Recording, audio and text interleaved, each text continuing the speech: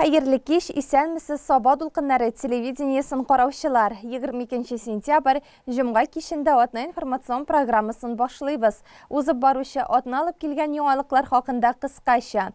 Күзләр сайын кабак кабатлана. Бәйрәм 20 еллыгын билгеләде. Мөмкинлекләр илендә шикләр юк. Кызылмиша авылындагы коррекцион мәктәптә мастер-класслар үтте. Матур һәм сәламәт буласын килсә, йөгер. Сабалылар милләтләр кроссы 2023-тә катнашты. Ә хәзер барысы хакында да тулырак. Безнең Саба районында бер генә яшелчәнең дә кабак кебек тантана иткәне, дан җырланганы, күзләр камашырлы күргәзмәләр оештыра алганы юк. Бүген 22 сентябрь көнне Кабак бәйрәме районыбызда 20-нче тапкыр үткәрелде. Кабак бәйрәме ел сайын үзенчәлекле композицияләре, көзнең матур, якты төсләре, күз камашырлык матурлык белән истә кала. Бәйрәм турында көз, кояш, кабак дип 3 сүз белән дә әйтеп булыр иде. Кабак бәйрәмендә әлеге яшелчәнең нинди генә төре, төсе, сорты юк. Кабактан ясалган эшләнмәләрдән күзләр камаша. Кабактан ризык әзерләүчеләрнең усталыгына да шаккатырлык. Җиңүчеләр иң зур кабак, иң матур фотозона, оешмалар, мәдәният учреждениеләре, мәктәпләр, балалар бакчалары арасында иң матур композиция, кабактан әзерләнгән ризыкны үзенчәлекле итеп тәкъдим итү, агит бригада чыгышы номинацияләре буенча ачыкланды. Бәйрәм барышы һәм җиңүчеләр белән тулырак киләсе чыгарылышта таныштырырбыз. Узган атнада районыбызга эш сәфәре белән Татарстан Республикасы Дәүләт Советы рәисе Фәрит Мөхәммәтшин килде. Саба арена спорт сараенда җитештерү предприятиеләре һәм район авыллары арасында Татарстан Республикасы волейбол президенты кубогына 10-нчы юбилей уеннарының ачылыш тантанасы булып үтте. Безнең бүгенге ярышларда 4 районнан спортсменнарыбыз катнаша. Бу исә үзебезнең Саба районы, Сарман, Мамадыш, Алексеевский районнарыннан барлыгы 8 команда. Инде уйлыйбыз, уеннар бик матур үтәр дип. Командалар бик көчле. Елның-елында приз команда гел көчмә булгач күчеп тора. Быел елда да уйлыйбыз инде иң көчле командаларның берсе җиңәр дип. Саба җирендә 8 команда кубок өчен көч сынаша. Фәрит Мөхәммәтшин спортчыларны сәламләп, яхшы уеннар теләде һәм Саба спорт бүлеге җитәкчесе Ирек Гариповка, туплар һәм волейбол сеткасы башкарма комитет җитәкчесе Марат Ишниязовка, Зенит, Динамо Акбарс уенчыларының автографлары төшкән тупларны бүләк итте. Татарстан Республикасы волейбол федерациясе тренерлары, ветераннарга һәм Саба районының волейбол активына рәхмәт хатлары тапшырылды. Командалар исә татлы чәкчәк һәм Саба районы сувенирлары белән пакетка ия булды. Гостеприимное сабинское руководство и сабинские спортсмены пригласили победителей, вышедших в финал. Мы сегодня захватывающие игры будем с вами смотреть. Я скажу, что за 10 лет еще очень хорошая инициатива, которая в республике реализуется, это школьная волейбольная лига. Мы привлекаем учащуюся молодежь. Практически в каждой школе нашей республики есть команды волейбольные, играют. Вот в этом году 27 тысяч учащихся участвовали в школьной волейбольной лиге. Мы сейчас тиражируем эту инициативу на всю федерацию, Российскую Федерацию, субъекты Российской Федерации. Волейбол – доступный вид спорта, командный вид спорта, может быть, не самый дорогой по расходам вид спорта, и поэтому количество участвующих, количество болеющих за своих спортсменов с каждым годом растет. Я пожелал удачи, успехов и будем чествовать победителей. Спортчылар өчен иң мөһиме һәм иң ошаганы спорт майданчыгы. Монда уйныйсы гына килеп торады үзләре. Настрой боевой, как обычно. Ежегодно мы выходим в финал. Соответственно, цель у нас только одна – стать первыми. Ну а эта игра будет победить сильнейший. В команде у нас 10 человек, из них 2 девочки. Готовились к этим соревнованиям. Для нас как бы эти соревнования являются приоритетом. Поэтому мы ежегодно, соответственно, выступаем в финальной части этого турнира. Безнең җиңгәнебез бар инде монда шу уеннарында. Үзем мин беренче тапкыр килдем. Үзебезнең уйнаучы малайлар, кызлар уже йөргән иделәр. Шу Волейбол уйнауы егетләр белән бигрәк. Ну, куркыныч әзрәк, ну ничего. Җиңәбез инде, тырышабыз. Узган ел җиңү яулаган Казан Восток сервис командасы егетләре быел да җиңү безнеке булачак дип килгән. Уен барышында да алар иң күп очколар җыеп көндәшләреннән алда барды. Настрой, так скажем, боевой. В том году мы заняли первое место, в этом году приехали, так скажем, завоевать. Опять, да? Первое место. У нас других целей нет. Вообще. У нас только первое место. Только первое место, только победа. Вот наши болельщики. Вот здесь вот болеют за нас. Так что у нас не 10 человек, а, наверное, Человек 30 точно приехали. Казан Восток сервис командасы дөрестән дә җиңү яулады. Икенче урынны Газпром Трансгаз Казан, өченчене Ярчалы шәһәренең Татэнерго командасы алды. Районнар арасында безнең Саба районы командасы җиңде. Алар Сарманлыларны финалда 2-0 исәбенә оттылар. 2дә Сарманнар, 3тә Мамадыш районы. Командаларны башкарма комитет җитәкчесе Марат Ишниязов, Волейбол федерациясе башкарма директоры Мансур Каримов һәм башкалар бүләкләде. Беренче урын алганнарга 100, икенче урыннарга 70, өченче урынга 50 мең сумлык сертификатлар тапшырылды. Турнирның иң яхшы уенчыларына да махсус призлар бирелде.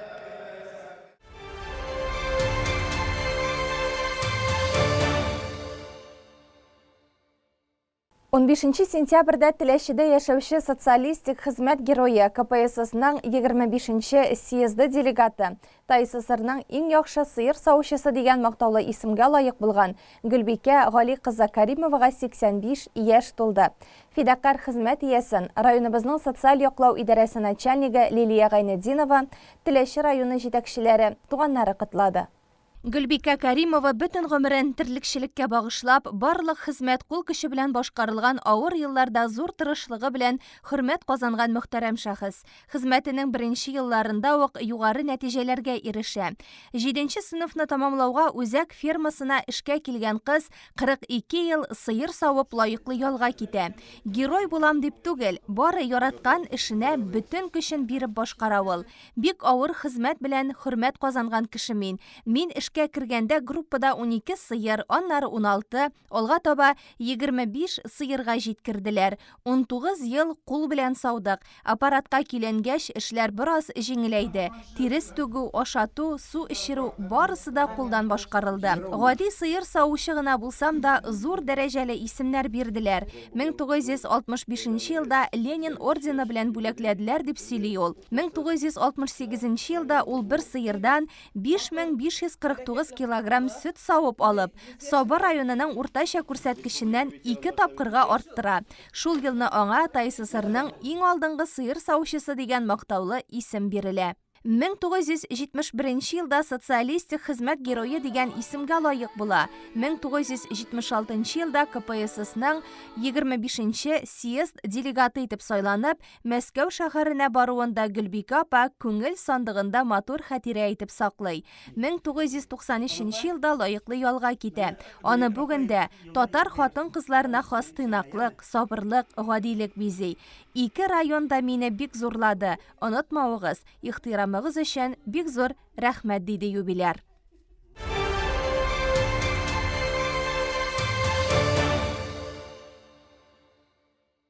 Татарстан Республикасы Яшьләр эшләре министрлыгы еш кына грантлар бәйгесе игълан итә. Быел Шәмәрдәндәге яшьлек яшьләр үзәге грант тоткан.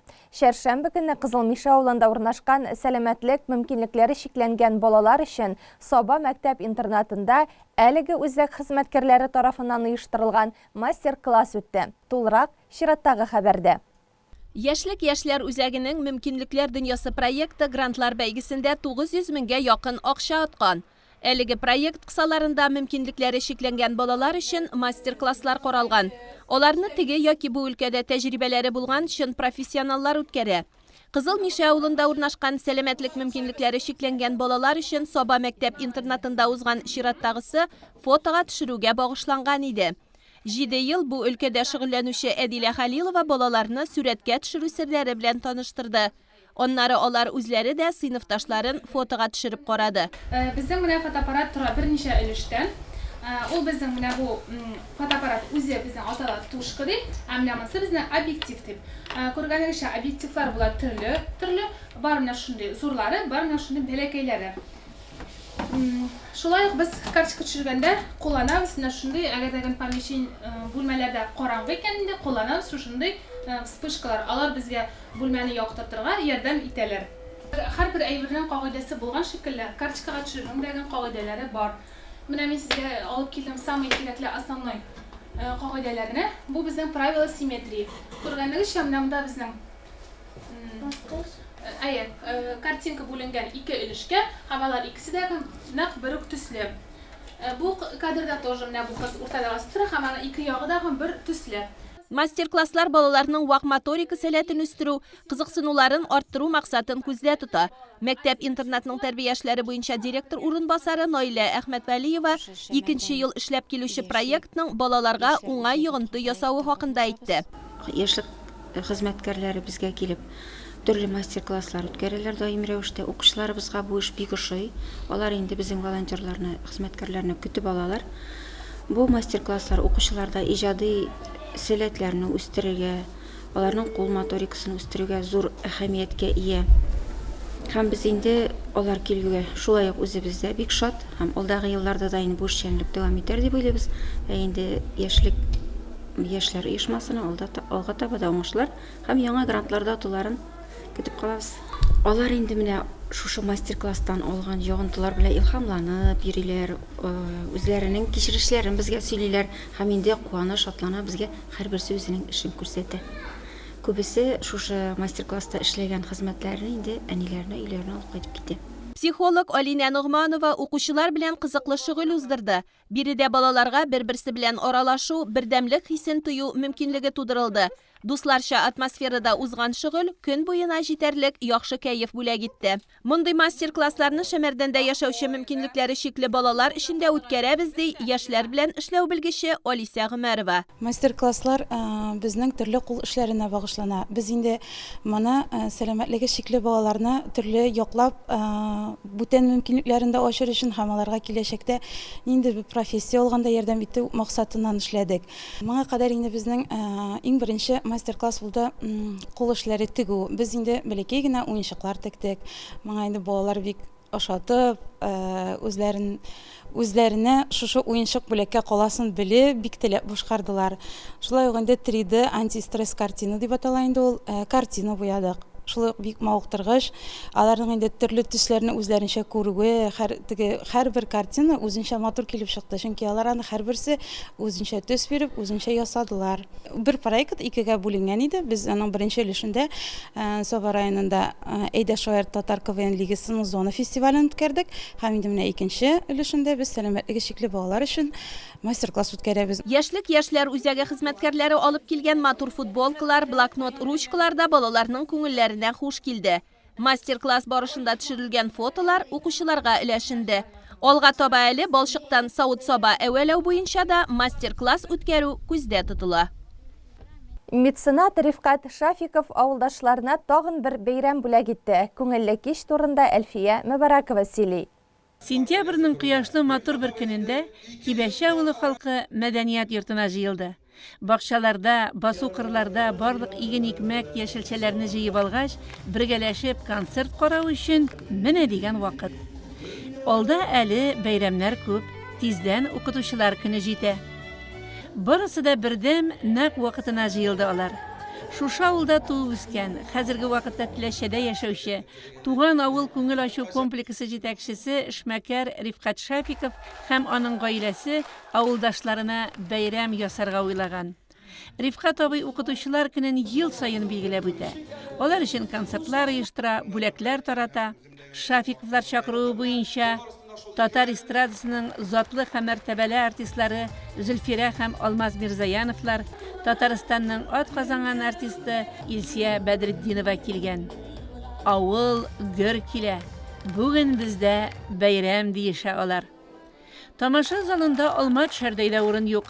Халык мондый затлы концертны яратып, үз итеп карый. Инде бүгенге бәйрәм нәрсәгә башланан соң иң беренче инде ул алда безнең өлкәннәр көне, укытучылар көне, бар өлкәннәрне, укытучыларны шушы бәйрәм белән киләчәк бәйрәм белән алар тәбрикләп китәсе килә. Аларга инде зур уңышлар телик, авыртмасыннар, бәхетле булсыннар, көннәребез шулай аяз булсын. Аннан соң инде безнең, мин кыска әйтәм инде, безнең 2020 ел укытучылар һәм остазлар елы да бит. Менә шушы ел уңайыннан да шушы концертны Рифкат абый оештырырга булды. Ул инде шушы авыл халкына, Улы Кибәш авыл җирлегенә бүләк итеп оештырды моны шушы өлкәннәребезгә багышлап дип әйтик. Укытучыларыбызга багышлап. Әфәнде улы йөрәкле кеше, аның йөрәгендә күп урын бар әле һаман да ул безнең Сабат, Ләшә район икебезне бер күреп, бөтен акцияларда катнашып килә дип әйтик. Район концертларында 9 майдан башлана безнең сезон. Җәйкене Суслангер җирлегенә алып бара ул безне. 9 майда үзенең аерым парады белән чыга дип әйтик. Шуннан инде Казан Сабан туйларында безнең гөрләтеп кайтабыз бергәләп. Шуннан соң без быел менә мәдәни башкала дигән акциядә катнаштык. Казан филармониясе территориясында зур итеп чыгыш ясадык район белән, шәһәрне дөбердәтеп кайттык. Шушындый зур чаралардан берсендә дә читтә калмый, һәм инде үзенең туган җирен, туган авылын онытмый, шулай итеп менә укытучыларга хөрмәтен, өлкән буынга хөрмәтен сезгә күрсәтә, шулай итеп менә шундый концерт белән сезгә үзенең бүләген ясый ала һәм бөтен күңелен биреп шуны оештыруда инде рәхмәт аңа, шулай итеп кешен кертә дип әйтик. Үзе генә түгел, бюджеты утырды, Рифкат Шәфиков түгел, Шәфиковлар гаиләсе исеменнән ди. Туып үскән авылын данлап, аның халкын зурлап яшәүче эшмәкәрләр булганда шатлык инде анысы. Рифкат абый кибәчеләр өчен бик күп эшләй. Шишмәләр төзекләндерелә. Авыл уртасына Ватан сугышында һәлак булганнар истәлегенә монумент һәйкәл куелды. Ел саен Нәүрүз бәйрәме үткәрүдә спонсорлык итә. Саны китсәң күп инде. Сәхнәдә концерт бара. Күгәренең бардын яны кошы, ул гүлләренә күмәрмәле. Аны диктатормыш сатынары, ялгыш гына бер күрешегәле. Күгәренең бардын яны кошы, ул гүлләренә күмәрмәле. Аны диктатормыш сатынары, ялгыш гына бер күрешегәле.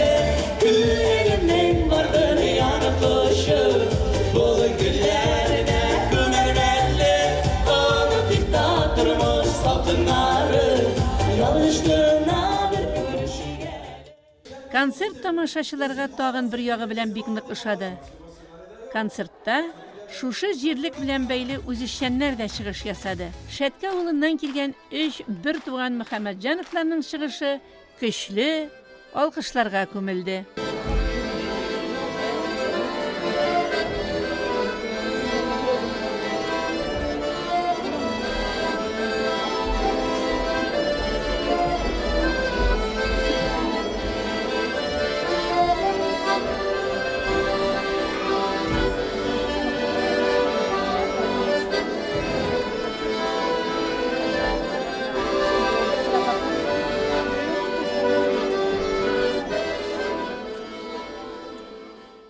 Олан авылыннан килгән Сафиннар гаиләсе бар кешене дә таң калдырды.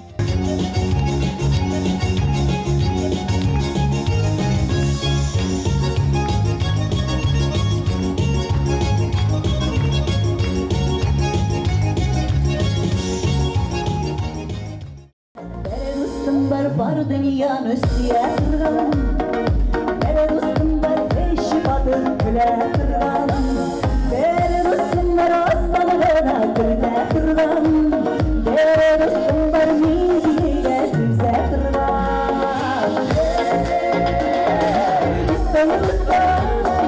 Синең белән күрдегеңдә агын карасы.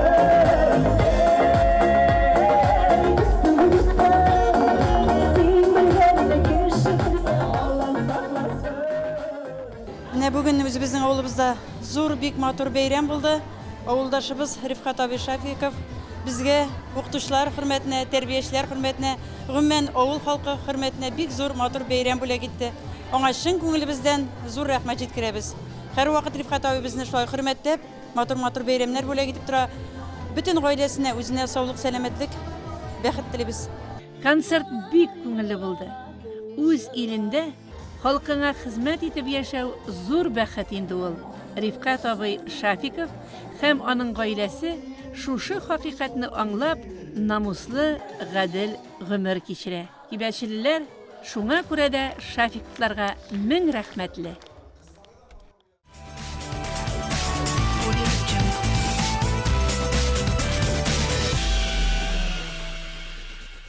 Узган атна ахырында райондашларыбыз Милләтләр кроссы 2023 ярышларында катнашты. 500-дән артык йөгерешче төрле дистанцияләрдә узышты. Кыяшлы, җылы һава торышы, бер-берең белән ихлас аралашу да спортчыларга көч истәде. Аргамак картодромы ярышлар башланган ук шаугыр килеп тора иде инде. Сәламәт яшәү рәвешен пропагандалау, физик культура һәм спорт белән даими рәвештә шөгыльләнүне максат итеп куйган Милләтләр кроссында катнашу өчен балалар бакчасына йөрүче сабыйлардан алып өлкәннәргә кадәр килгән иде. Мин гимназиядә укыйм, мин йөгерергә яратам. Тагын кайсы спорт белән шөгыльләнәсез? Шахмат. Спорт ул көч. Көч ул кирәк бөтен кешегә. Кроссны үткәрү тәртибе белән ярышларның баш хөкемдәре Рифат Хисамов таныштырды. Катнашучыларны Саба районы башкарма комитеты җитәкчесе урынбасары Марат Кәримов сәламләде. Зур спортка юл башы булган йөгерү белән һәркемне дә актив шөгыльләнергә чакырды. Иң элек балалар бакчасына йөрүче сабыйлар өчен 200 метрлы дистанцияга старт бирелде. 150-дән артык бала бер авырлыксыз аны җиңел генә йөгереп килде һәм һәрберсе зур горурлык һәм сөенеч белән үзенә тиешле бүләкне алды. Без йөгерү ярышына 20 бала белән урта зурлар төркеме һәм мәктәпкә әзерлек төркеме балаларын алып килдек. Балалар физкультура занятиеларында бик яратып шөгыльләнәләр, бүгенге ярышка да бик теләп килделәр. Балалар спорт түгәрәкләренә бик теләп йөриләр, спорт комплекска, гимнастикаларга, шахмат, дзюдо, төрле спорт мероприятиеларына йөриләр, урыннар алалар. Балаларны кече яшьтән үк спорт белән шөгыльләнүгә җәлеп итәргә кирәк дип саный күп балалы әни Гөлнара Фәтхрахманова. Аның 3 баласы кросста катнашты. Иртән торып, сәгать 5-тә торып, инде футболкаларны киеп, разминкалар ясап, кичтән репетицияларны, тренировкаларны үткәреп, мин үзем теге бәләкәй чакта үзем дә спорт белән шөгыльләндем, легкая атлетика белән. 2001 елда Мордовияның чемпионка үз возрастной категорияда булган идем. Шуның өчен безнең өчен бу инде гаилә бәйрәме булды инде. Мәктәп укучылары 500, 800, 1000, 1650 метрлы дистанцияләрдә йөгерде. Җиңүчеләр ачыклангач та бүләкләү оештырылды. Мәктәп укучылары арасында җиңүчеләр яшь категориясе буенча бүләкләнде. Мин спортны яратам, мин шөгыльләнәм фигурный катание спортыннан. Шуннан мин йөгерә әйбәт алам. Бүген 800 метр булды. Миңа ошады, дистанция нормальный булды. Ират һәм хатын-кызлар җитәкчеләр арасында да җиңүчеләр билгеле булды. Матур кыяшлы көндә шулай ярышу райондашларыбызга яхшы кәеф бүләк итте. Хөрмәтле телевизор караучылар, безнең атна информацион программасы шуның белән ахырына якынлашты. Тапшыруыбызны экраннарда күрсәтелүче сылтамаша кабатлап карый аласыз. Ә инде кыска вакытлы реклама чыгарылышыннан соң җырлы бүләк тапшыруы урын алачак.